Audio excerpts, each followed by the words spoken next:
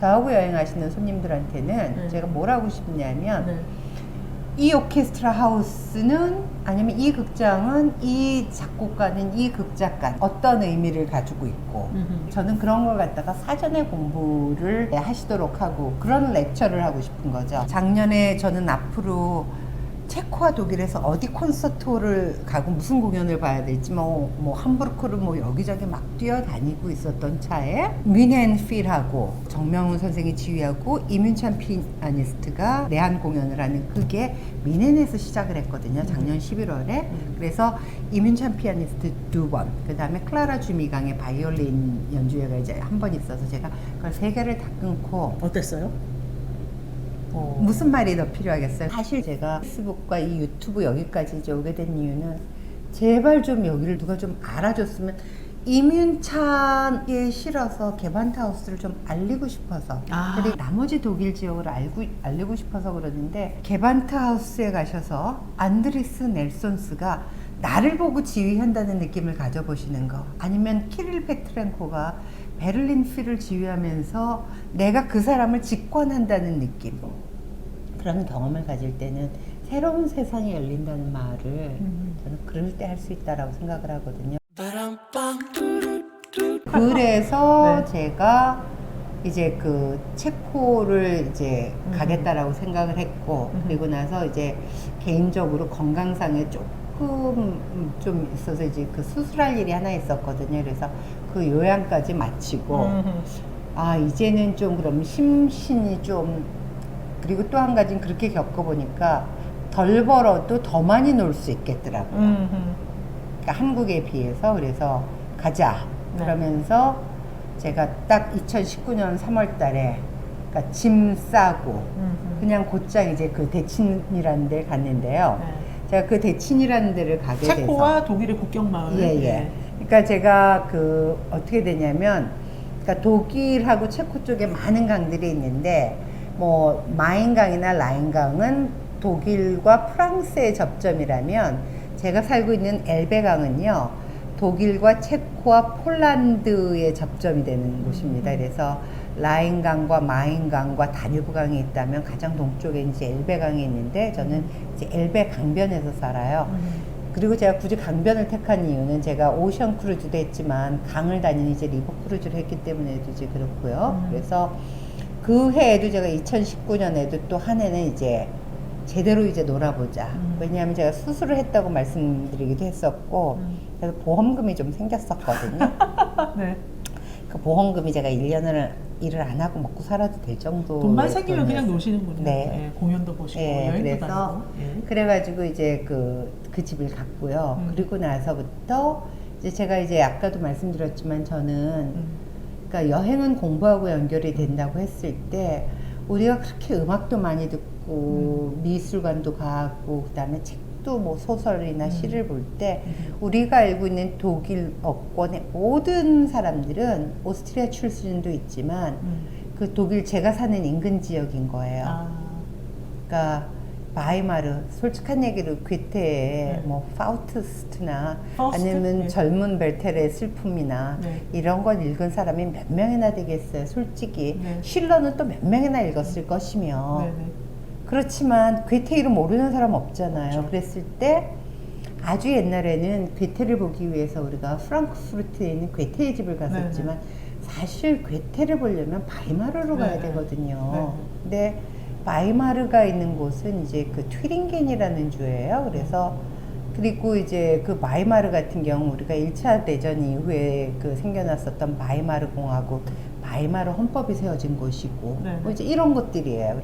계속 다니면서 온 동네 다 이제 공연 보러 다니고 어떻게 루트를 개발할 것인가를 계속 이제 만들고 다녔어요. 저는 그러니까 사실 저도 알아요. 왜냐하면 독일이라는 곳이 파면 팔수록 많은데 여행으로서 누구한테 나 여행 갔다 왔어 라고 자랑하기엔 임팩트가 없다는 걸 알고 있어요. 왜냐하면 스페인 하면 떠오르는 뭐 아람브라 아니면 로마의 콜로세움이 없지만 이제 그런 건 굉장히 이렇게 짜잔 하고 나오지만 이 독일은 나 혼자 땅굴 파고 들어가면서 이제 공부하는 듯이 그리고 끊임없이 공부를 강요하는 여행인데 근데 지금 이제 이런 거죠. 제가 느끼는 건 사람들은 다 요새 다들 인문학 콘서트, 인문학 공부를 얘기를 하면서 사실 저는 인문학의 핵심은 자기가 하는 공부라고 생각하거든요. 따로 하고 정리는 자기가 해야 되는데 그러니까 그런 부분이 조금 소홀하지 않나. 그렇지만 그럼에도 불구하고 그걸 하는 사람들이 있으면 저는 독일을 점점 이제 많이 볼 거라고 이제 생각을 하기도 하고 그게 아니더라도 저는 지금도 어쩌면 너무 빠르죠. 빠르지만 이렇게 제가 한 과실을 저는 못 먹을지라도 누군가가 좀 더 해서 그런 어떤 깊이를 가지면 좋겠는데 그래가지고 네. 제가 여관한다고 말씀을 드렸죠. 대친에서 여관을 하고 계시죠. 여관을 해야겠다. 여관을 하게 된 이유는 제가 이제 그 돈을 버는 그런 것도 있지만 제가 그 크루즈 손님들이랑 같이 다니면서 그 여관을 하겠다라고 생각했었던 이유는 이런 거죠. 그러니까 어르신들이 다들 패키지 투어로만 왔다가 가요. 근데 그분들은 바쁘지 않기 때문에 안 가도 되거든요. 근데 원래 가야 되는 걸로 예약이 돼 있으니까 가기도 하고 항공 일정 변경하면 되는데 그렇다고 당신들끼리 남아있기는 겁이 나고 그렇죠. 그리고 호텔 생활도 지겹고 그렇죠.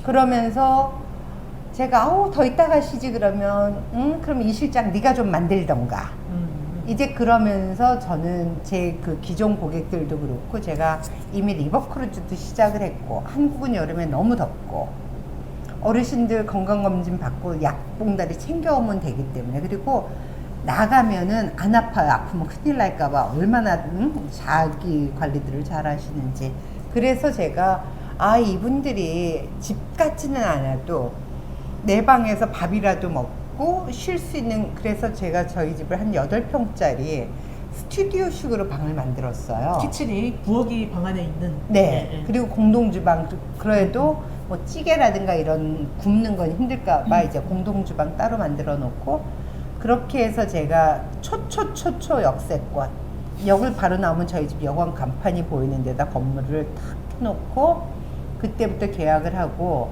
내부 수리를 이제 1년짜리 한국 같으면 3달이면 할 걸 거기는 1년 걸린답니다.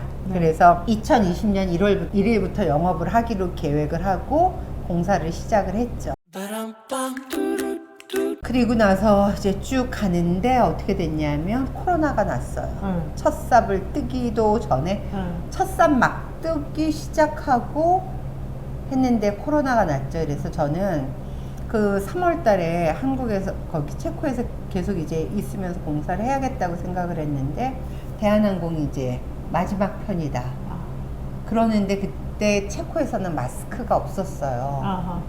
사람들이 무더기로 죽어나갈 때였어요. 어떻게 이제 대비가 이제 전혀 안 됐기 때문에 도리어 한국은 그 난리가 나고 어느 정도 괜찮은 상태였는데 체코에서 이러다가 내가 죽게 생긴 거죠. 그래갖고 마지막 비행기를 타고 제가 한국으로 돌아왔죠.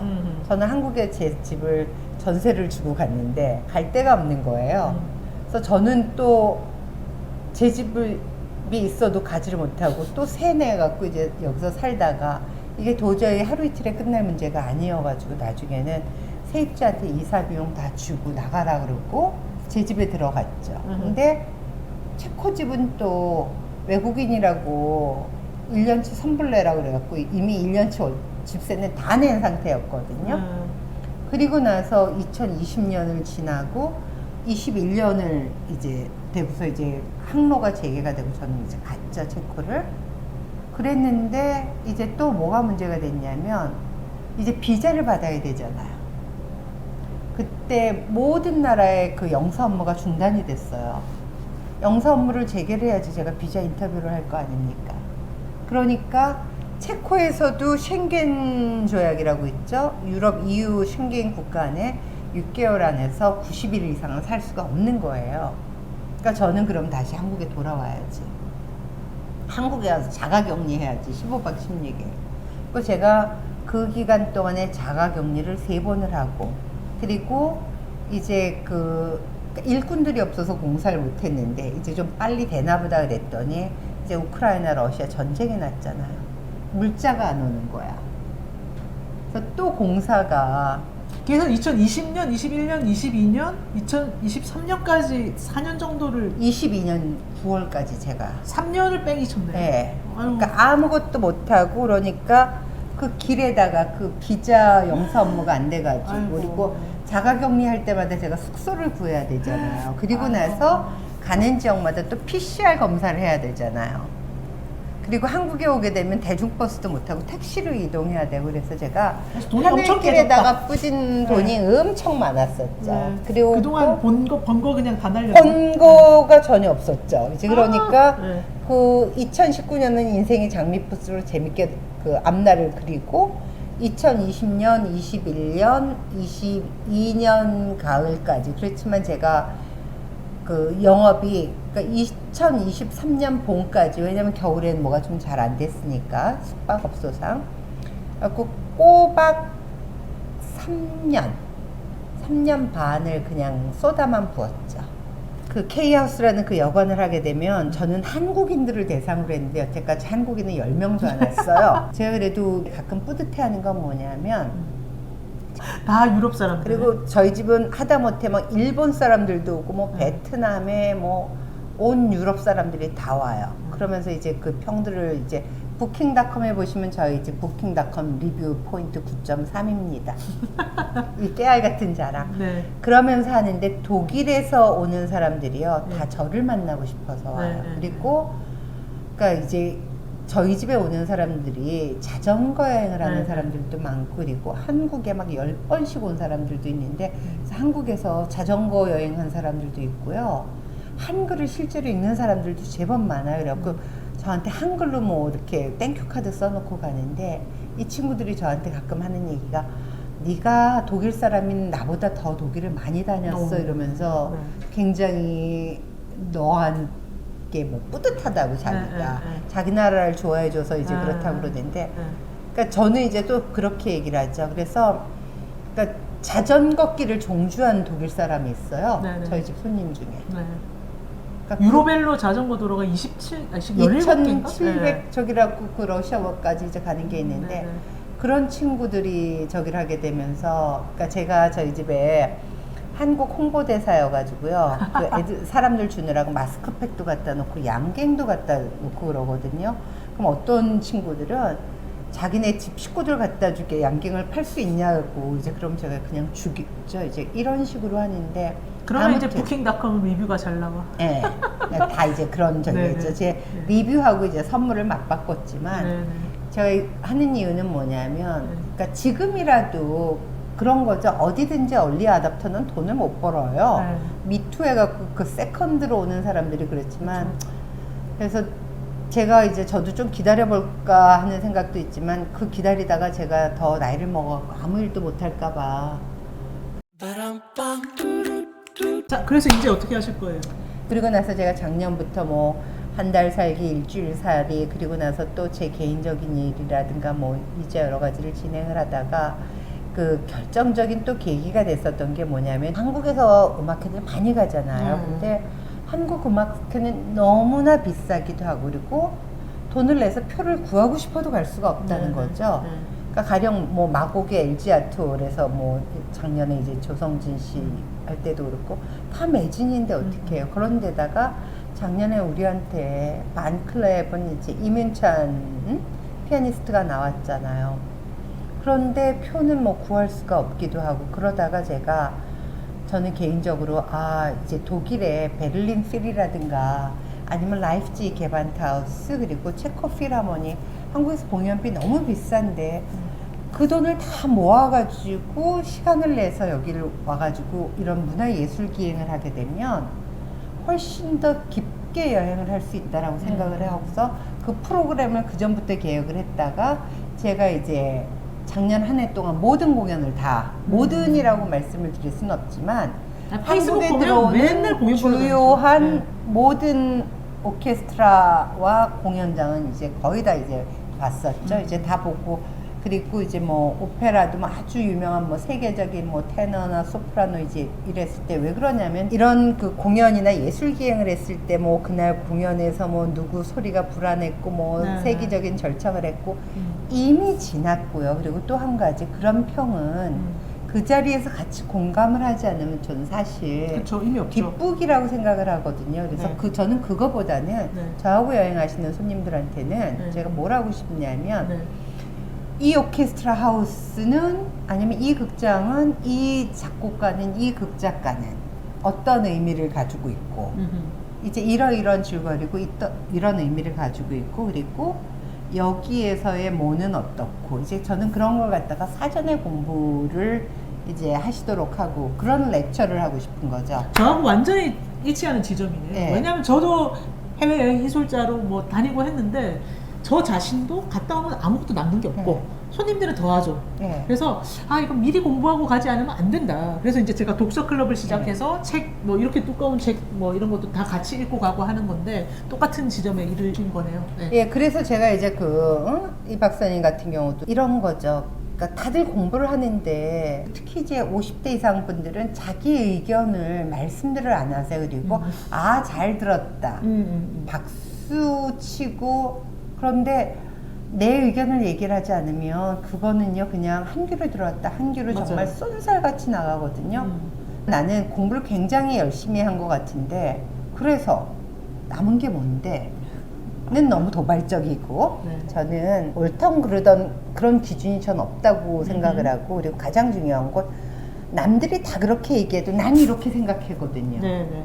그래서 저는 보다 이제 그런 기회를 좀 많이 드렸으면 했기 때문에 저는 사전에 그리고 그 다음에 네. 공연 이후는 그런 거잖아요. 우리 옛날에 학교 다닐 때 세미나를 하거나 뭘 하게 되면 합평회라는 걸 네, 하잖아요. 네. 문학에서도. 그랬을 때 누군가는 길게 얘기를 하겠지만 아니면 나는 어땠어 이제 이렇게 하셔도 이제 좋은 거죠.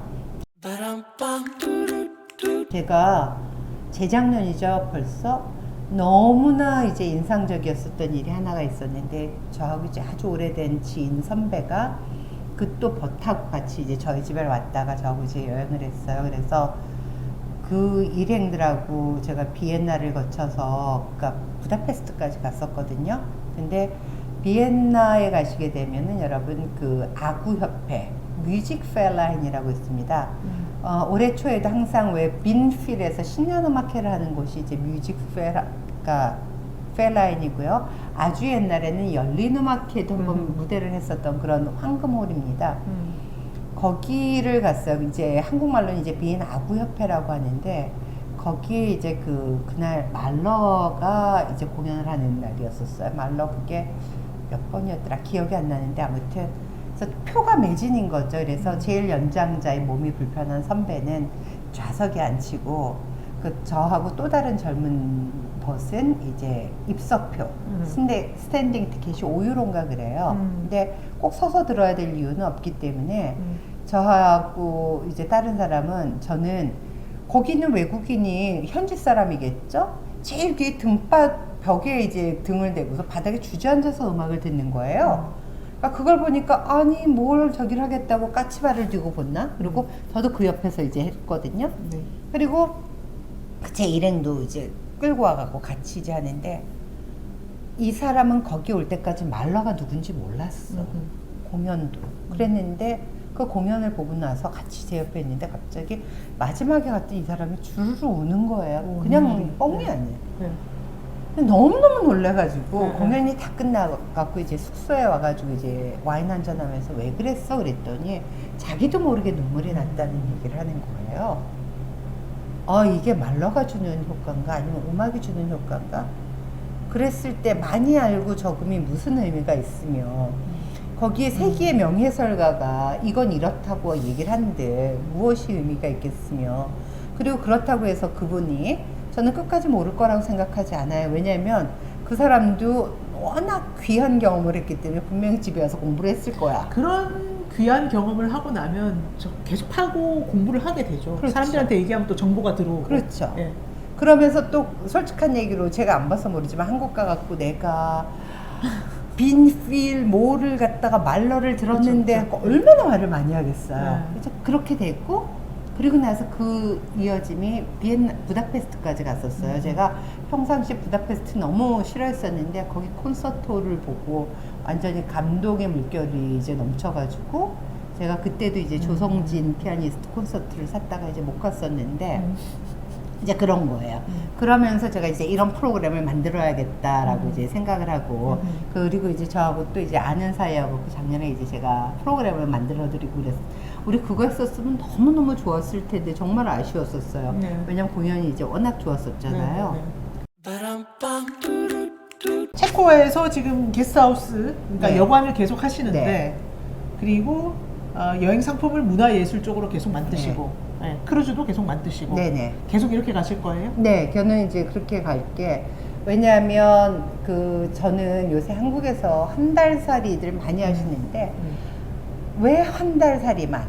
그러니까 이제 그런 거예요. 우리가 조금 쏠림이나 유행이 조금 많다라고 생각을 하는 게, 그러니까 누군가에게는 한 달이 내가 낼 수 있는 최대치이겠지만, 만약에 거기에서든지, 왜 우리 그렇잖아, 스탠스를 넓힌다라는 표현을 했을 때 어떻게 해서든지 삐대서 할 수 있으면 한 달 열흘이라도 하시고 그런 식으로 보폭을 넓히게 되면 조금 더 이제 틈새가 생기죠. 왜 그러냐면 어느 한 도시나 나라의 분위기를 알려면 한 곳에서 한 도시에서 일주일은 지내봐야 돼요. 키워드가 되는 도시에서. 그러면 그 다음에 다른 데로 넘어가고 다른 데로 넘어가고 그래야 되는데, 그러면 우리가 한 달 살기라 하면 한 달을 오롯이 한 동네에서 사는 거거든요. 그렇죠. 근데 그렇게 될 경우는 보통 한 주일 살기를 4번을 하게 되면 한 달이 끝이 나거든요. 네. 그러면 우리가 산다라는 개념하고 머무른다는 거하고 조금 다르거든요. 그래서 저는 원칙적으로 진짜 산다라는 표현을 하려면 한 곳에서 보름은 좀 있어 보셔야 되지 않겠나라는 이제 그런 걸 하고요. 그런 맥락에서 제가 한 달 살기도 그렇지만 이제 저희 집 펜션을 이제 만들고 제가 따로 이제 아파트를 가지고 이제 있기도 하는데, 저는 또 한 가지 한 달 살기는 뭐냐면요. 이게 뭐냐면 홀로서기 연습이라고 생각을 해요. 저는 네. 한 달 살기가. 네. 왜 그러냐면, 그러니까 우리 모두가 다, 저는 뭐 애초에 단독 세대 주니까 평생 이렇게 가겠지만, 가족이 있는 사람도 그러니까 한 날 한시에 같이 가지 않거든요. 자기 짝꿍이. 그렇게 될 경우는 언젠가는 혼자 지낼 연습을 해야 되는데, 그때 가면 너무 늦어요. 모든 거는 한 살이라도 젊었을 때 내 몸이 기억할 수 있게 해야 된다고 생각을 하거든요. 네.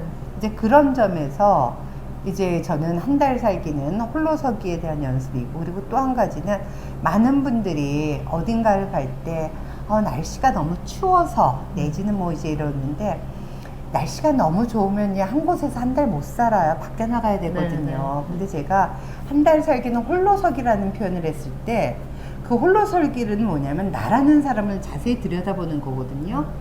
날씨가 너무 좋고 사람이 옆에 있으면 그들이랑 놀다가 너무 지쳐갖고 날 볼 기회가 없어요. 그러고 나서 집 가야 돼. 그래서 제가 그냥 저희가 하는 얘기가 아니라 한 달 살기는 날씨가 상대적으로 덜 좋을 때, 비수기 때. 비수기 때, 그래야지 경비도 더 훨씬 더 쓸 그쵸. 기회가 많고요. 네. 그리고 또 한 가지는요, 나이 들어서 여행하고 그리고 운동이나 등산도 좋은 취미가 될 수 있지만, 저희는 나이 들어서 할 수 있는 가장 좋은 취미는 음악회 가는 거하고 미술관 가는 거라고 생각해요. 왜 그러시냐면요, 자, 한국은요 노인도 음악회 할인이 있어요. 독일은요 노인 음악회 할인 없어요. 독일은요 기차 노인 할인 없어요. 학생 할인이 있어요. 만 26세. 그리고 사회적인 약자, 우리식으로 따지면 복지카드가 필요한 사람들은요 할인이 있거든요. 근데 한국이랑 반대죠. 그래서 여러분들이 만약에 상대적인 비수기에 좀 길게 시간을 잡고 오게 되면은요, 한 나라에만 계셔야 되는 것도 아니고 한 도시에만 계셔야 되는 것도 아니고, 그리고 한 달이면 월화수목금금금 뭔가를 해야 돼. 우리는 특히 그 성장이나 개발 시대를 살아온 사람들은요, 뭔가 결과물이 있고 그리고 계획을 세워서 그거에 대비해서 얼마만큼 퍼포먼스를 내야지 굉장히 유익하고 보람찼고 효율이 있었다라고 생각을 하는데, 그거는 만들어진 것만 진행을 했기 때문에 어떤 상상력이 발동할 것도 없고요. 새로운 걸 알았을 때 그걸 받아들일 심리적이나 물리적인 공간이 없어요. 왜냐하면 모든 공연을 다 짜놓고 모든 일정을 짜놓으면 그리고 이미 취소료가 발생을 하기 때문에 그건 못 놓친다고요. 네. 근데 현지에 갔는데 나도 몰랐었던 너무나 귀한 이벤트가 있어. 그거 어떡해. 다시 못 오잖아요. 그래서 저는 보통 아주 여유로운 사람은 저 같은 경우는 현지에 갔을 때 대략 며칠씩 안배를 하고 그 예약은 첫 번째 곳에만 가요. 그리고 제가 아까 혼자 오시라고 말씀을 드렸잖아요. 표 몇 등 됐는데 표 못 구하면 어떻게 그러시죠? 혼자 갈 때는 이 세상 어디고 표를 못 구할 수가 없어요. 얼마나 부지런하게 움직이냐에 따라 다른 거거든요. 그래서 그럴 때마다 우리가 혼자 갈수록 성공의 확률이 높아지는 거죠. 그리고 가끔 눈먼 표도 생길 기회가 많기 때문에 그래서요 제가 이제 그러니까 유익하다고 한 이유가 뭐냐면 제가 그 전에 베를린 살 때도 말씀드린 것처럼 나름의 루틴이 있어요. 아침에 일어나서 간단하게 밥을 먹거나 뭘 하고 미술관을 가죠. 주로 미술관을 갑니다, 저는. 미술관에 가가지고요. 그 모르는 미술관에 갈 때 여러분들 그 작품을 보실 수 있는 가장 좋은 방법은 뭐냐면요. 제 경우를 들자면 저는 뮤지엄 샵부터 가요. 호라. 네. 왜 그러냐면 뮤지엄 샵에서 상품으로 팔리는 건 거기에 대표적이고 맞아요. 모든 사람이 사랑하는 거예요. 그래서 거기에 3바퀴를 휙 둘러보게 되면 이쪽에서 자랑스럽게 내거는 게 뭔지가 보이거든요. 그리고 일단 일종의 선행학습을 한 거죠. 그리고 나서 작품을 봐요. 네. 그리고 이제 내려오고 그리고 그러니까 한국도 그럴 때 한국은 이런 공연장이나 이런 데서 식사가 좀 비싸요. 근데 그러니까 그 미술관이나 음악 콘서트홀은요 유럽은 비싸지 않아요. 네네. 독일은. 그래서 런치 세트 메뉴로 다 이제 먹게 되면 보통 20유로가 채 안 나오는데 그거 독일 가격으로 굉장히 싼 거거든요. 오스트리아도 마찬가지예요. 그래서 그렇게 해서 쫙 다 먹고 이미 저는 공부를 2시간 넘게 했잖아요. 얼마나 뿌듯해. 네. 그러니까 뭐 와인이 됐든 맥주든지 한 잔 딱 해서 먹으면 그 고기 요리가 얼마나 맛있겠어요. 그렇게 먹고 살포시 알딸딸한 기분으로 집을 다시 걸어오죠. 버스를 타든지 그러다가 기운이 넘치면 이제 서점을 가요. 네. 독일어 몰라도 신간이 뭐 나온지 쭉 다 보이잖아요. 그리고 요즘엔 구글 렌즈 갖다 네. 대면은 그리고 번역기. 아트샵 같은 데서 또 보게 되면 왜 노트나 연필 얼마나 예쁜 게 많아요. 그리고 그거 보면 대략 집에 오면 한 2시, 3시 되거든요. 이제 옷을 즐겨줄 시간이죠. 네. 그리고 다시 이제 이른 저녁을 먹고 공연장을 가는 거죠. 네. 그래서 공연장에 가서 공연을 보고 집에 와서 이렇게 생산적인 하루하루가 어딨어. 그리고 그 전에 이제 공연에 대한 미리 자료를 찾아보는 거죠. 그래서 그런 식으로 이제 진행을 할 거였었고, 이제 그런 식으로 해서 제가 준비를 했었는데, 보세요. 그러니까 베를린 필에 조성진 씨가 지금 베를린에서 사는데, 베를린 필하모니의 상주 음악가가 됐거든요. 굉장히 큰 영예예요. 그래서 모든 이제 그 나라의 주요한 곳에는 다 그렇게 있거든요. 그래서 그러니까 얼마나 그게 커다란 영예예요. 이제 그렇게 이제 되고 있고, 그러니까 조성진 씨는 이제 그렇고, 그리고 임윤찬 씨 같은 경우 점점 공연이 많아질 텐데, 그리고 지휘하시는 정명훈 선생 같은 분들도 그렇고요. 그래서 한국에서는 또 한 가지가 이제 이런 지휘자들의 공연을 볼 수도 있는데, 여러분들이 기회를 잘 잡아갖고 이제 나오셔고 시간을 많이 내셔야 되는 이유가 뭐냐면, 이런 사람들이 뜬금없이 동선을 여기 갔다 저기 갔다 하지 않아요. 독일하고 오스트리아는 그 공연이요. 그러니까 이제 이런 거죠. 누구의 팬이다, 사생 팬이다 그러면 그 사람 콘서트만 쫓아다닐 수도 있어요. 왜 그러냐면, 그러니까 독일 드레스덴 같은 경우는 5월에 한 달 동안 드레스덴 뮤직 페스티벌을 하거든요. 전 세계 유명한 사람 다 와요. 근데 드레스덴에서 1시간만 가면 라이프지예요. 라이프지 게반타우스 오케스트라가 있는 게반타우스 오케스트라는 그 시기 전후로 엇비슷하게 뭘 하게 되냐면 말러 페스티벌을 하고요. 바흐 페스티벌을 해요. 네. 그래서 드레스덴에 있던 사람들이 라이프지를 가는데, 드레스덴에서 2시간만 올라가면 베를린이에요. 베를린에서 공연을 안 하겠냐고요. 그리고 그 아래가 체코, 프라하에는 세미온 비치코프라는 지휘자가 작년에 내한 공연을 했는데, 거기도 정말 끝내주는 오케스트라거든요. 이런 거에 대해서 관심을 가지신 분들은 거기 와서 공부를 하셔도 되고요. 그리고 그리고 필요한 자료는 그때그때 이북으로 해갖고 이제 보셔도 되고, 그리고 또 다시 이제 그 알면 이제 더 보이게 되고 더 이제 공부를 하시고 싶고, 그리고 뭐 문학 작품도 이제 그렇고요. 그래서 그러니까 그런 걸 좀 하십사 하고 이제 말씀을 드린 거고요.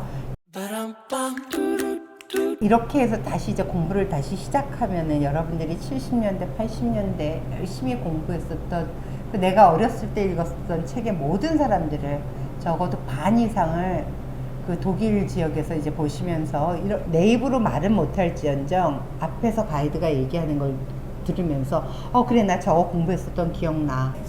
그리고 이런 여행을 스스로 하게 되면서 여러분들이 이런 코스를 찾아가고 직접 걸어가든 버스를 타고 가든지 한 뼘 한 뼘씩 나의 치수가 늘어나는 거거든요. 그게 진짜 그 어떤 자기의 인문학 공부고, 근데 사실 그런 게 혼자서 이제 될 수 있는 것 아니고 한국에서 어느 정도 저는 기본 교육은 하고 와야 된다라고 생각을 해요. 왜냐하면 독학을 하는 사람들은 가끔 자기 혼자서 정리가 안 되는 경우들이 많은데 거기에서도 일종의 가디언으로서 이제 세미나 같은 걸 일단은 길라잡이가 필요하니까 그런 공부를 좀 쌓고 선행학습으로 그렇게 하시고, 그리고 나서 이제 현지에 와서 이제 하시게 되면은 굳이 누구하고 같이 다니지 않아도 되고요. 그리고 나서 한국에 들어와서 복습을 하시면 낫기 때문에 제가 그 여행을 하실 때 하시더라도 한국에서 적어도 한 5번에서 10번 정도는 유럽에 대한 내지는 그런 거에 대한 그 세미나 독서 클럽에서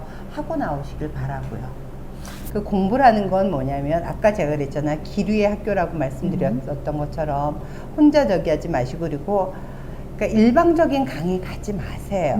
저는 이 시대의 어떤 그 세미나 내지는 이제 독서 클럽은 한 권을 그렇게 맞는 게 아니라 가디언이 가령 이제 그 사회를 본다면 각 장마다는 그 구성원들이 하나씩 읽어 나가가지고 이제 소발제가 되겠죠. 요약을.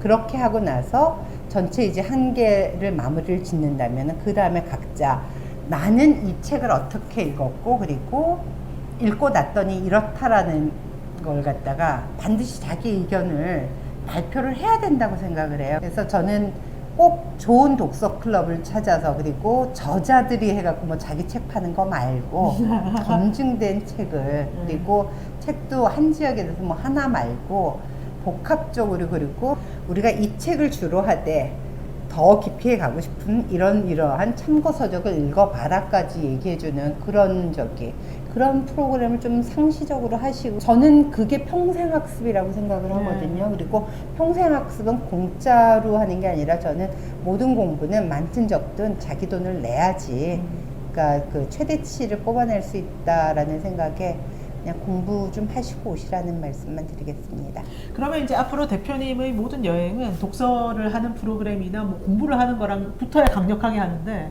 그래서 저희가 만나야 되는 이유가 되는 거죠. 진입 장벽이 높지만 우리는 공부하고 독서하고 그래서 대화가 되는 그런 분들과 궁극의 독일 클래식 음악과 문화 예술 기행을 만들겠다. 예. 그러니까 공부하시는 분들 이제 오시라고 말씀드리는 게, 왜냐하면요, 여러분들 맑은 물이 있을 때 깨끗해지긴 어려운데요, 딱 검은 잉크 한 방울로 그 물이 흐려지는 건 금방이거든요. 그리고 항상 모든 여행단체에서 문제는요, 다수가 일으키지 않아요. 그렇죠. 네. 한 명이에요. 한 명의 진상 손님이. 한 분이 오셨을 때 나는 이런 줄 몰랐다라고. 그렇지. 왜냐면 제가 그리고 어딘가에다가 이렇게 같이 함께 할 수 있는 파트너 관계를 누리지 않는 이유는 다 된다고 얘기 들었는데 이게 뭐냐라고 이제 그러면서 모든 일행들을 얼음땡으로 하는 경우들이 있거든요. 여행업을 진짜 많이 해보셨기 때문에. 근데 그 팔려고 어떤 감언이설을 했는지 누가 알아요. 근데 저는 제가 그러니까 프로그램을 운영하고 그러기 때문에 저는 그 고달픔을 제가 다 온몸으로 받아낼 수 있어요. 그렇지만 거기에 참가비 비용을 똑같은 비용을 내고 온 사람은 그게 무슨 봉변이에요. 그렇기 때문에 저는 그런 리스크를 최소화하는 것이 저는 그게 리스크 매니지먼트라고 생각을 하고, 그럴 경우에는 돈을 기꺼이 내야 될 사람들한테는 일종의 어떤 걸음막 내지는 적정한 거를 얘기하고. 제가 한국 여행 문화에 대해서 이제 30년사에 대해서 뭐 박사 논문도 썼지만 이제는 테마가 있는 크리에이터들은 손님을 선발을 해요. 네. 아무나 받아주지 네. 않아요. 왜냐하면 그렇게 해야 분위기가 좋아지고 네. 사람들이 정말 원하는 취향을 계속 발전시켜갈 네. 수 있거든요. 이제 패키지는 사실은 뭐 지불만 하면 누구나 받아주지만 그러면 중심도 없고 발전하지도 않고 네. 뭐 그냥 뻔한 프로그램이 되는 거잖아요. 그래서 니네가 뭔데 손님을 선발해 이렇게 생각할 수도 있지만 그런 프로그램을 다녀보신 분들은 계속 그런 프로그램만 가시는 게 요즘 추세예요. 예. 그렇기 때문에 이제 저 같은 경우 저하고 가장 오래 다니신 손님이 14년째 손님이 네, 있어요. 그러니까 이제 2010년도에 만나가지고 그러는데 이제 그 생각해보세요. 예전에 60대셨던 분들도 60대 후반이셨으면 지금 80대가 됐고 70대이셨던 분들은 지금 80대 중반이니까 온갖 질환들이 다 많으시고 이래서 이제 여행들을 못 다니시는데 그분들 지금 자제분들이 저하고 아니면 이제 그 자제들은 여행을 안 하지만 가족 여행을 제가 만들어주는 프로그램을 이제 하거든요. 왜냐하면 어떤 제가 나오는 그 경험에 쌓인 그런 부분들이기 때문에 어떤 게 최적일지 많은 분들이 뭐냐면요. 우리가 뭐라 그럴까요? 최대 공약수라고 할까요?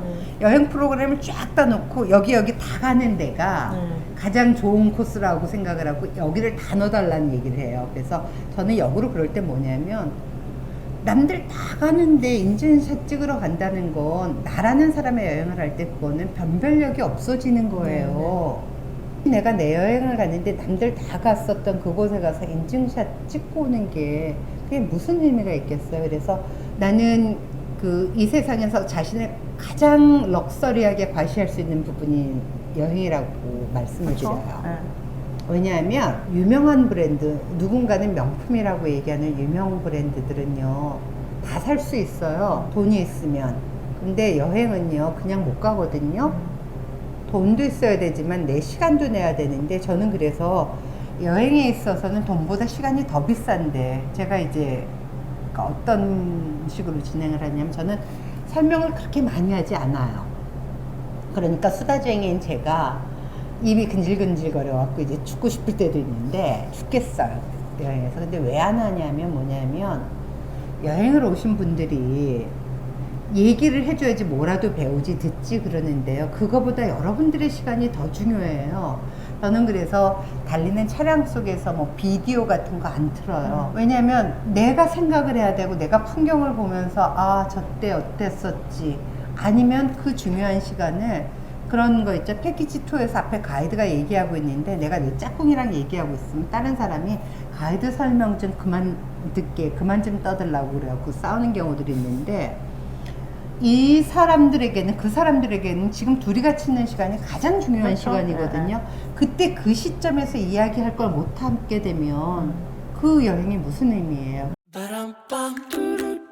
지금까지 이기영 대표님이 어떻게 독일의 여행 장인이 되셨나 이런 이야기들을 자세히 했는데 이제는 어떻게 클래식 덕후로서 예술 기행을 만들게 되셨나 이 얘기를 자세히 해보려고 해요. 이게 어떻게 되냐면 제가 이제 콘서트를 많이 다닌다고 말씀을 드렸었잖아요. 그러다가 아주 오래전에 2000년대 제가 왜 집 팔아가지고 독일을 돌아다닐 때 라이프치 게반트하우스 오케스트라에서 혼자 피아노 콘서트를 본 게 뭐냐면 지금 80이 넘으신 마우리쪼 폴리니 콘서트예요. 그 여러 가지 이유로 그러니까 폴리니는 한 번도 내한 공연을 하지 않았고 그러니까 비슷한 나이에 마르타 아르리치하고는 행보가 많이 다르죠.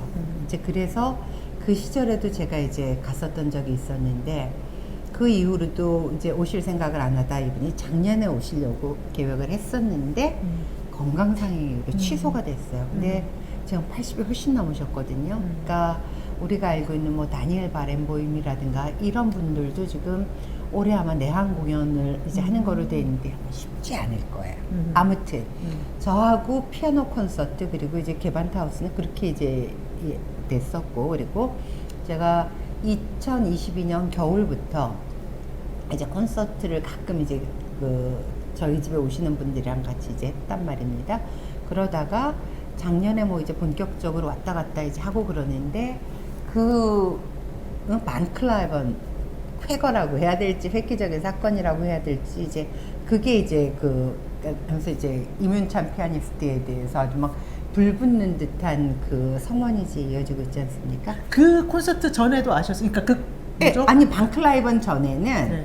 저는 이름은 들었었어요. 아. 근데 제가 국내에서도 공연을 보러 다닌다 그랬었잖아요. 그래서 저는 이제 그냥 하자면 저는 통영에도 아주 옛날에도 이제 콘서트를 갔었어. 제가 그 재작년인가는요. 네. 우리 그 이날치가 막 네, 떠가지고 공연이 막 난리가 났었을 네. 때 저는 이날치 공연은 봐야 되겠고 하던 데가 제가 볼 수 있는 데가 어디였냐면 통영국제음악제에서 했었어요. 그래서 네네. 통영국제음악제에서 그 거기에 나오는 남자 유일한 남자 안니오가 조선소를 배경으로 하던 이제 극이 이제 야드라는 게 있었는데 그거하고 그 이날치 콘서트도 다 보고 이제 왔었거든요. 그런 식으로 저는 뭐가 있으면 어디든지 가는데 그리고 또 한 가지는 그러니까 금호 영재 뭐 아트센터 그래갖고 제 주변에 그런 공연 기획사에서 일을 하던 지인도 있었기 때문에 저는 이름은 알고 있었어요. 그리고 뭐 그 이전에도 제가 뭐 김선욱이라든가 김선욱 피아니스트나 뭐 아니면 그 이전에 그 뭐 임동혁 형제라든가 이제 이런 걸 쭉 이제 알고는 있으면서 이제 이름은 알고 있었는데 제가 이제 그렇게 피아노 연주를 즐기는 편은 아니어가지고 이제 그렇게 많이 가지는 않고 있었다가 만클라이번이 어떻고 저떻고 이제 그것만 이제 보고 있었어요. 근데 저는 사실 개인적으로 그 이전에 그 조성진 피아니스트를 더 좋아했었기 때문에 뭘 저렇게 호들갑이야 이제 이러고 있었단 말이죠. 네. 그리고 나서 이제 제가 독일에 있었는데 제가 여러 군데를 많이 다녔어도 아직까지 그때까지 공연을 못 본 적이가 이제 정명훈 선생 지휘예요. 네. 이제 그러고 있었는데 작년에 저는 앞으로 체코와 독일에서 어디 콘서트를 가고 무슨 공연을 봐야 될지 뭐 함부르크를 뭐 여기저기 막 뛰어다니고 있었던 차에 그 뮌헨필하고 그리고 그 정명훈 선생이 지휘하고 이민찬 피아니스트가 그 내한 공연을 하는 그게 뮌헨에서 시작을 했거든요. 작년 11월에. 그래서 이민찬 피아니스트 2번, 그 다음에 클라라 주미강의 바이올린 연주회가 이제 한 번 있어서 제가 그걸 3개를 다 끊고 그리고 거길 갔어요. 그래서 이민찬 피아니스트의 연주를 2회를 다 봤죠. 어땠어요? 무슨 말이 더 필요하겠어요. 그리고 저는 그러니까 제가 뭐 음향이나 이런 걸 크게 뭐 저는 공연 후일평은 이제 잘 안 한다고 말씀드렸는데 저 같은 경우는 어디 공연을 보러 가게 되면 저는 일단 시간이 허락하기 때문에 공연을 보면 보통 2번을 봐요. 같은 공연을. 그리고 한 번은 합창석이 열려 있으면 한 번은 합창석에서 보고 한 편은 옆에 측면에서 보든지 아니면 정면을 보거나 이제 이런 식으로 하거든요. 이제 그런 식으로 해서 이제 이민찬 피아니스트와 정명훈 선생의 그 협연을 보고 그리고 나서 이제 뮌헨에서 프라하를 거쳐서 이제 집으로 돌아왔었는데 그때도 왜냐하면 이미 한국에선 도저히 공연표를 구할 수 없었던 상황인 거죠, 뮌헨에. 그래서 제가 어떻게 그렇게 잽싸게 잘 구하셨어요? 어차피 왜냐면 그거는 한국 얘기고 뮌헨에는 자리가 여유가 있었거든요. 그래갖고 이제 제가 기차를 타고 이제 갔죠. 근데 저는 그때 뭐였었냐면, 야, 유럽에 있는 공연장에 한국 사람이 이렇게 많을 날이 전무후무하지 않겠느냐 할 정도로 거기가 이제 뮌헨필의 지금 임시 콘서트홀이 이제 이자르필이었는데 정말 한국 사람들이 너무너무 많이 왔어요. LA 다저스에 뭐 옛날에 뭐 박찬호 선수가 있을 때 뭐 그쯤 되겠나. 근데 이제 밀폐된 공간이고 한정된 공간이니까 더 많이 보였겠죠. 그리고 보면서 제가 그때 그 숙소까지 가는 길에서 이제 또 다른 한국 사람을 만났었어요. 그러다가 난 이거 끊었다 그랬더니 자기도 또 올 거라 그랬는데 그 다음날 그 사람이랑 마주쳤잖아요. 어머나.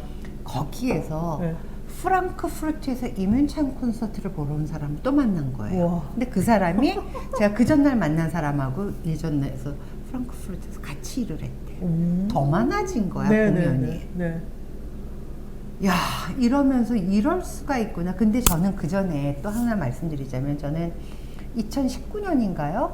17년에 그 BTS 런던 콘서트도 갔었거든요. BTS를? 네. 이제 그래서 그러니까 그런 거를 일단은 일단은 끊고 보는 거예요. 아, 그래서 네. 미넨에서도 이제 그렇게 보면서 네. 제가 이제 나는 소원 성취했다. 그리고 막 동네방네 자랑질을 하고 끝이 난 거죠.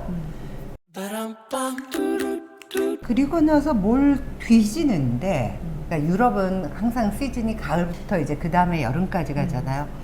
베를린에 뭐가 있지, 라이프치에 뭐가 있지, 그리고 뒤지는데 라이프치 게반트하우스의 스타인웨이 1등상 수상자 콘서트 이제 이랬는데 그때까지만 해도 제가 표를 살 생각을 안 한 거예요.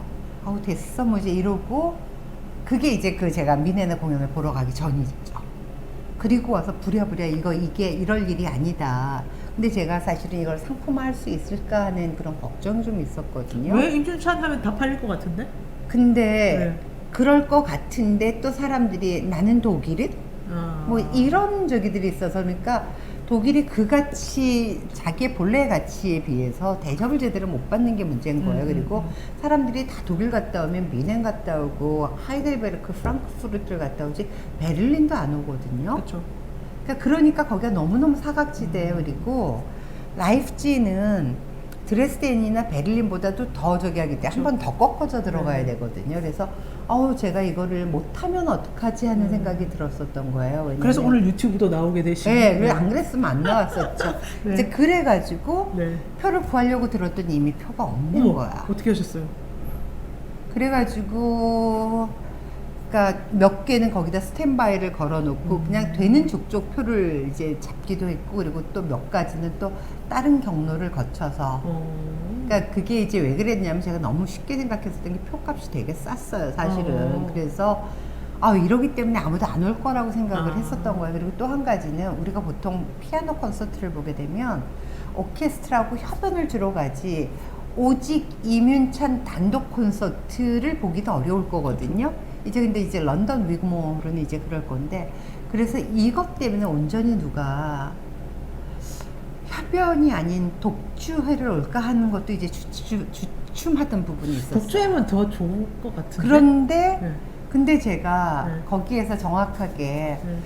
일반 한국인 관광객들의 독일에 대한 선호도가 너무 떨어져 갖고 아마 파리든지 아니면은 이제 그러니까 스위스 루체른이라든가 이런 데에서는 막 가격들을 많이 올려갖고 이제 해요. 근데 왜냐면 사람들이 똑같은 독일어권인데도 오스트리아는 그쵸. 음악의 도시고 상대적으로 네네. 독일은 그렇다고 생각하지 않는데 진짜 독일어권 최고의 오케스트라와 지휘자는 다 독일에 있다고요. 그렇죠. 게반트하우스에 있고 베를린 필에 있는데 그래서 제가 이제 그 주춤 하고 있다가 그냥 이제 겨우겨우 여러 군데 이제 뭐 좀 더 해가지고 그렇게 해서 이제 긁어 모은 게 이제 20장인 거죠. 그리고 나서도 혹시라도 막판 취소가 있을까봐 제가 그쪽 라이프치 게반트하우스 오케스트라에다가도 뭐 여러 번 이메일을 보고 빈표 있으면 하나 줘 어쩌고 저쩌고 다 올려놨는데 전혀 연락이 없어요. 왜냐하면 아마 그 안에서도 누군가가 그쵸. 이제 뭐 어둠의 거리를 하든지 뭘 하든지 이제 하겠죠. 그리고 또 한 가지 저는 그 라이프치 게반트하우스 오케스트라의 내한 공연이나 베를린 필의 내한 공연이 요번에 막 45만 원, 55만 원 그랬거든요. 네. 그냥 매진이었었어요. 근데 저는 그렇게 매진이 될 거라고 과연 누가 그 돈을 그리고 그 만사 젖혀놓고 나올 사람이 얼마나 될까라는 그 마음이 자신이 없어서 제가 며칠 전에 페이스북에 올렸더니요 사람들이 영혼을 바쳐서라도 가겠습니다, 통장을 다 긁어서라도 가겠습니다, 막 간증을 달던데요. 이제 네. 그랬었으니까 이제 그걸 제가 진작에 알았어야 되는데 근데 이제 저는 그럴 때 페이스북으로 수요 조사를 해보셨어요? 제가 인간성이 못 돼갖고 친구가 네. 없어요. 아무튼 근데 사실 제가 이 페이스북과 이 유튜브 여기까지 이제 오게 된 이유는 제발 좀 여기를 좀 누가 좀 알아줬으면 이문찬 어깨에 실어서 게반트하우스를 좀 알리고 싶어서 그리고 게반트하우스뿐만 아니라 저는 나머지 독일 지역을 알리고 싶어서 그러는데 사실은 그게 스타 마케팅이긴 하지만 스타 말고도 그 뒤에 저변이 너무너무 어마하거든요. 그쵸? 여러분들 한국에서 잠실 롯데 콘서트홀에 가서 합창석에 앉아도 오픈하는 경우가 별로 없는데 게반트하우스에 가셔서 안드리스 넬손스가 나를 보고 지휘한다는 느낌을 가져보시는 거, 아니면 키릴 페트렌코가 베를린 필을 지휘하면서 내가 그 사람을 직관한다는 느낌, 가령 이런 거예요. 그 오케스트라 포디움 위에 앉아가지고 그 합창석에 앉으면요, 지휘자하고 정면으로 봐요. 그런데 그게 뭐냐면 우리는 이제 그 컨덕터라고 그러잖아요. 누군가를 지휘하고 지령을 내리는 그 사람에 따라서 지휘자가 컨덕터, 지휘자고 장군이라면 오케스트라는 그의 병사이자 군대란 말이죠. 네. 그러면 모든 움직이 전투와 작전의 성공은 얼마나 일사불란하게 가느냐라는 문제인데, 그럴 때 제가 가끔 소름 끼치는 부분들이 이제 있는 게 뭐냐면요, 지휘자가 갑자기 아주 작게 사인을 주는데 갑자기 막 팀파니 소리가 나고, 막 말러를 했을 때 보면 나무로 된 해머를 치거든요. 그게 쿵 하고 내 앞에서 날 때는 정면에서 계신 분들은 그 소리를 못 들어요. 근데 그 나무 해머에 그 저기가 왜 스피커에서 쾅 하고 나올 때 가슴이 갑자기 움찔해서 나 이렇게 심장마비 걸려 죽는 거 아니야 하는 느낌 있죠.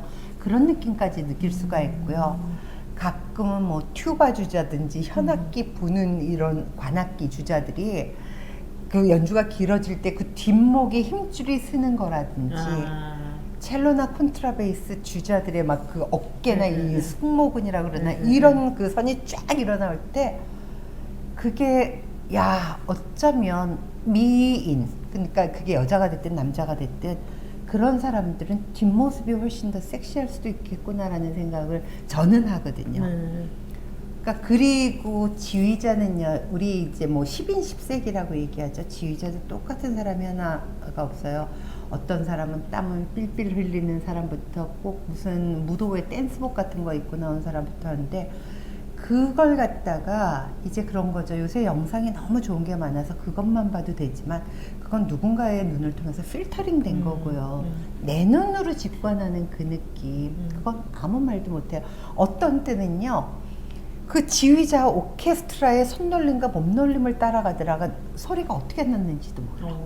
그러다가 갑자기 정신 붙들어 매야지, 그리고 소리에 집중하다 또 한눈 팔다가 이제 이러는데, 그런 느낌을 느끼실 수 있는 경우는요, 저는 유럽의 오케스트라라고 생각하고요. 그리고 제가 독일을 가는 이유는 뭐냐면, 상대적으로 사람들이 뭔가 특별한 이벤트에 간다고 해서 뭐 힐을 신고 와서 뭐 똑거리는 소리가 난다거나 이런 부분이 없어요. 그러니까 오롯하게 연주에 집중을 할 수 있기 때문에 그런 경험을 갖는 게 쉽지 않고요. 그리고 그런 경험을 가질 때는 새로운 세상이 열린다는 말을 저는 그럴 때 할 수 있다라고 생각을 하거든요. 그래서 그 요번에 그 이민찬 피아니스트의 콘서트가 올리는 곳은 이제 메인 홀이 아니라 콘서트 홀 작은데, 그래서 그리고 제가 거기다 콘서트를 하나 더 집어넣는 게요. 여러분들 혹시 그러니까 이번 일정에 콘서트를 두 개를 두 보는 번을 거죠. 봅니다. 근데 아니요, 이게 실제로 잠깐만, 콘서트는 콘서트를 세 번을 본다고요? 네네. 네, 엄청납니다. 자, 이게 네. 왜 제가 이제 했냐면요. 여러분들이 이제 음악에 관심이 있으면 공부 한번 하시는데요. 저 웹사이트 중에 마흐트랙이라는 데가 있어요. 이게 뭐냐면 클래식 음악 사이트인데 자기네가 무슨 뭐 리뷰도 하고 뭐 평점도 매기고 그러는데, 저도 이걸 갖다 이제 한겨레 신문 기사를 보고 알고 이제 찾아갔었는데요. 이 그 마흐트랙이라는 데서 세계 10대 지휘자 그리고 10대 오케스트라를 이제 했었어요. 근데 거기에 명부 1위가 어디냐면은 당연히 베를린 필이죠. 그리고 키릴 페트렌코예요. 그리고 거기에 빠지지 않는 게 라이프치히 게반트하우스 오케스트라고요. 거기 상임주의자인 안드레스 넬손스인데요. 거기 말고 스웨덴 출신의 유명한 올해 97세 97대신 볼룸스테트라는 그 지휘자가 있어요. 그분이 그 전날, 그러니까 이민찬 콘서트는 4월 6일인데 4월 5일날 게반트하우스 오케스트라에다가 그 블룸스테트라는 지휘자가 5위인가 6위에 랭크가 돼 있어요. 그건 뭐 개개인의 호불호에 따라 달라질 수도 있지만은 그분이 또 지휘를 해요. 그래서 저는 간 김에 콘서트홀도 보지만 그것만 보고 가게 되면 또 우리가 음악 애호가라고 하긴 좀 그렇잖아요. 그래서 게반트하우스에서 제가 말씀드린 것처럼 합창석에서 블룸스테트와 게반트하우스 오케스트라의 콘서트를 4월 5일 날 볼 겁니다. 근데 이제 또 그것도 부족하셔가지고 그게 있고 예. 자, 이 일정이요. 제가 어떻게 되냐면 여러분들은 여기를 꼭 오셔야 되는 이유가 네. 정말 제가 옛날에 뭐죠? 무슨 광고에 이 좋은 걸 어떻게 알릴 수도 없고 이런 광고가 나왔는데 제 마음이 그렇거든요. 제 여행의 시작이 일단 가장 중요한 키워드는 이뮨찬이었기 때문에 그렇게 말씀드렸지만 제가 이제 그 체코 데친이라는 데서 출발해 갔고요. 이제 까를로비바리는 이제 유명한 그 뭐 신성로마 제국 카를사사의 저기에서 거기를 거쳐서 제가 첫 목적지 우리 첫 숙박지로 가는 곳이 바이로이트입니다. 그 바이로이트면 어딘지 모르겠지만 리하르트 바그너의 그 유명한 지금은 전직 총리가 됐었지만 앙헬라 메르켈이 해마다 여름 휴가에 콘서트를 보러 가고 전 세계 바그너리안의 성지순례가 되는 바그너 축제극장이 거기거든요. 어허, 네. 거기는 축제 기간에만 콘서트를 하고 나머지는 안 해요. 네네. 그런데 거기를 제가 또 옛날에 제가 2005년인가 6년에 혼자 그 백스테이지 투어를 하겠다고 갔었잖아요. 네. 그래갖고 한겨울에 거기를 갔기 때문에 네. 그 시골까지 그 백스테이지 내부 투어를 하겠다고 온 사람이 저 하나였었어요. 네. 그래가지고 거기 할아버지가 기차만 나왔다 갑자기 저를 보고 온 동네를 다 투어를 시켜주고 사진을 찍어줘서 손님이 저는, 하나였기 때문에 1대1로 우와 대박. 예. 그래가지고 제가 네. 며칠 전에 올린 사진에 이렇게 네. 포디움 G제에 올라간 게 그게 바이로이트 축제극장에서 G자가 올라가는 G대예요. 거기에 올라가서 그 할아버지가 저한테 어머나, 사진을 어머나. 찍어주셨고 네. 그리고 바그너 가족들이나 네. 뭐 바이에른의 왕이 와갖고 앉던 그 로얄 시리 있잖아요. 저 거기에도 데리고 가서 앉혀갖고 저 사진을 찍어줬는데 그 사진은 제가 이제 지금 찾을 수가 없고요. 네. 지금 그 안에서 사진도 못 찍어요. 제가 거길 가요. 제가 거길 여태까지 제 개인 손님들을 모시고 6번인가를 갔거든요. 네. 바이로이트 백스테이지 투어 6번 한 사람 대한민국에 저 말고 있으면 나와보라고. 네. 그럼 우리도 다 가는 거예요? 예, 그거 예약했어요. 그래서 이 바이로이트가 있고 음악 관련해서 지금 콘서트 몇 개 보냐고 그러는데 네. 자 여러분들 옛날에 보게 되면 뭐 파이프 오르간 연주 어쩌고저쩌고 이렇게 했었잖아요. 네. 그 파이프 오르간 중에서도 이 오르간 연주에서 제일 유명한 건 바흐 시대예요. 그래서 바흐 시대 중에서도 보게 되면 그 바흐 시대에 유명한 오르간 제작자가 있는데 그 분의 제작자의 제자가 누구냐면 힐데브란트라는 사람이 있어요. 그래서 그 사람이 만든 그 오르간이 있고요. 그게 이제 다 망가졌었던 걸 복원도 하고 그래서 제가 그 라이프지에 가면은 여름 초여름에 이제 그 말라 페스티벌도 있고 마흐 페스티벌도 있다고 그러는데 그건 너무나 유럽적이고 독일적이어서 아직 한국 사람 제가 좀 어려울 것 같아요. 공연도 보지만 그 사람들이 낮 동안에 하는 프로그램이 뭐냐면 라이프지 인근 지역에 그 사람들이 만들어 놨었던 당시의 오르간을 보러 가고 오르간 투어를 하는 투어가 있어요. 네. 한국에서 어느 누구도 안 해봤을 거예요. 그랬는데 제가 나움부르크를 저는 그 도시를 좋아하는데 이 문제는 뭐야? 한국에서 패키지에 없으면 안 유명한 데인 줄 알아요. 그렇죠. 네.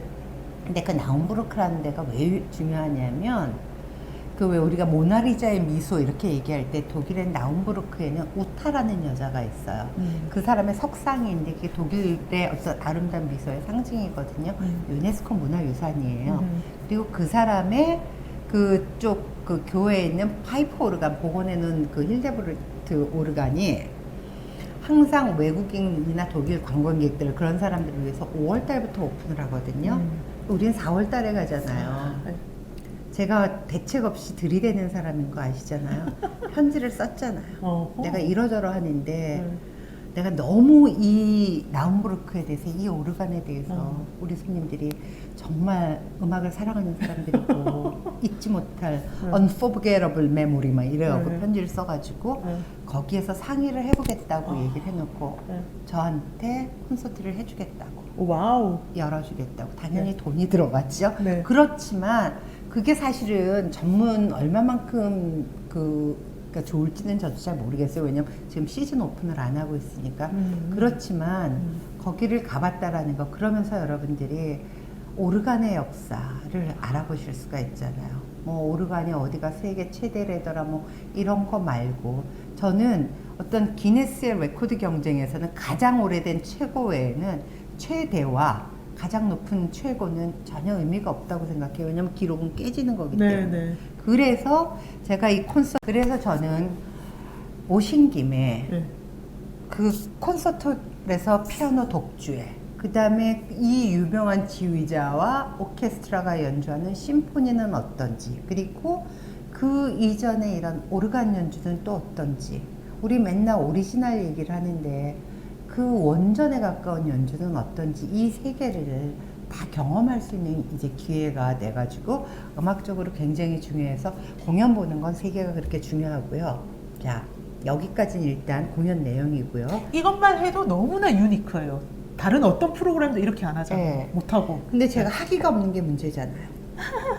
야, 우리가 책 읽으면 되죠. 예, 아니 이제 그래서 제가 하는 게 이따가 제가 또 말씀을 드리겠지만, 그러니까 우리 이민영 박사가 여기에 들어가는 노력이나 제 노력은 이제 크게 집어넣지 않았습니다. 왜 그러냐면 지금 4월달에 이제 런던에서는 조성진과 이문찬 콘서트를 해가지고 그러니까 그게 8박 9일인가 7박 8일에 대한항공 이제 이코노미 클래스를 타고서 이제 900만 원인가를 해요.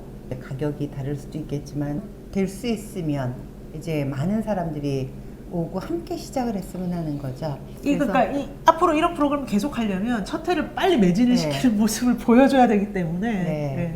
이번에는 진짜 좋은 조건으로. 네, 이제 그리고 또 이제 뭐냐면, 왜냐하면 저 같은 경우는 제가 늘상 모두를 위한 예술, 모두를 위한 음악이라는 단어, 사실은 제가 독일로 가게 된 이유가 그것도 있어요. 네네. 그러니까 제가 쿤스트 피어 알레, 뮤직 피어 알레, 모두를 위한 음악, 미술은 그 얘기는 뭐냐면 모두에게 개방이 돼야 되는데, 저는 도서관하고 미술관하고 그리고 음악당은 교회와 마찬가지로 종교시설과 마찬가지로 돈이 있건 없건 다 갈 수 있어야 된다고 생각을 하거든요. 그리고 그런 사회적인 약자들한테는 염가로 이제 티켓을 제공할 수 있는 그런 부분들이 있는데, 그렇게 해서 보다 많은 사람들이 지금 당장은 아니어도 나중에라도 내가 얼만큼을 모으면 며칠짜리 콘서트라도 여행을 올 수 있을 거다라는 그런 기대를 갖게 하기 위한 거고.